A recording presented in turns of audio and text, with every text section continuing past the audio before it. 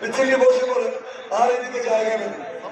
আমি ওয়াদা দিচ্ছি আমার সাথে আমাকে নির্বাচিত করুন আর নাই করুন, আমি পবিত্র কাবা ছুঁয়ে এসেছি। আমি ওয়াদা দিচ্ছি আমার দ্বারা কোন ব্যক্তির যেমন ক্ষতি হবে না, কেউ কেউ ক্ষতি করতে দেব না, কোন চাঁদাবাজ কোন সন্ত্রাসী আমার কাছে জায়গা জনাব তারেক রহমানের কাছে আজ রাতে পৌঁছে দেব। প্রিয় বন্ধুগণ, আর কটা দিন আমি জানি আপনারা বুক থেকে পরিশ্রম করছেন, আমি জানি দিন রাত এক করে উপস্থিত জনতা কাজ করছেন।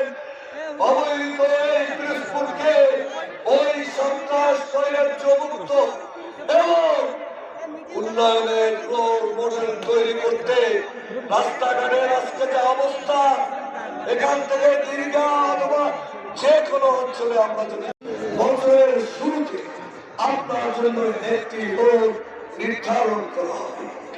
আপনি তুলতে পারেন নাও পারেন, সুদের হার 4%।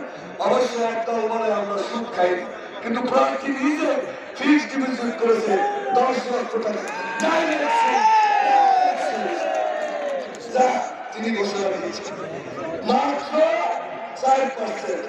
আপনি নিতেও পারেন নাও নিতে পারেন।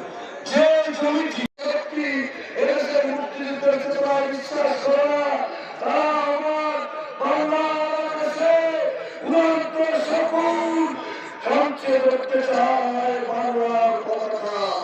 আপনাকে সেই পতাকা সঞ্চয় করতে দিলেন? তাহলে আসুন বন্ধুরা, আমি জানি এখানে যারা রয়েছেন হিন্দু ধর্ম নির্বিশেষে সবাই বিএনপির লোক, ঠিক না?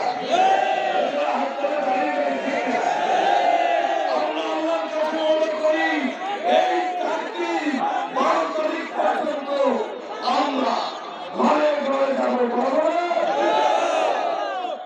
এই একত্রিত ভাব বুঝাবো এবং মা বোনকে নিয়ে 12 তারিখে দল করে নয়, আমি আমার পরিবারকে নিয়ে ভোট সেন্টারে যাবো। গণতান্ত্রিক অধিকার পরিস্থিতির সুযোগ দিয়ে কিছু দুষ্কৃতিকারী, কিছু সম্পদ নষ্টকারী, কিছু পরের সম্পদ লুটকারী আপনাদের উপর যদি কোনো জুলুম নির্যাতন করে থাকে, তাহলে আগামী 12 তারিখ পরে বাংলাদেশ জাতীয়তাবাদী সরকার গঠন হবে। এখন যে সরকার আছে, এই সরকার কিন্তু বিএনপির সরকার না।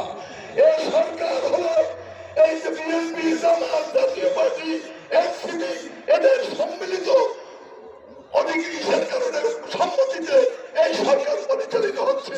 কাজেই ওখানে যে বিশৃঙ্খলা সৃষ্টি হয়েছে, মানুষের সম্পদ, আমি সরাসরি ভাইকে বলবো, আপনারা দীর্ঘদিন আওয়ামী লীগের পক্ষে ছিলেন। আওয়ামী লীগ আপনারা স্বার্থ কতটুকু রক্ষা করেছেন? এই নির্বাচনে আপনারা আপনাদের ঐতিহাসিক রায় দিয়ে বাংলাদেশ জাতীয়তাবাদী দল অর্থাৎ সৃষ্টি বিজয় করে আগামীতে বাংলাদেশকে একটি সত্যের বাংলাদেশে বিনির্মাণ করার যে পরিকল্পনা তাদের প্রমাণ দিয়েছে। আপনারা সেই পরিকল্পনার অংশীদার হবেন। তাদের প্রমাণ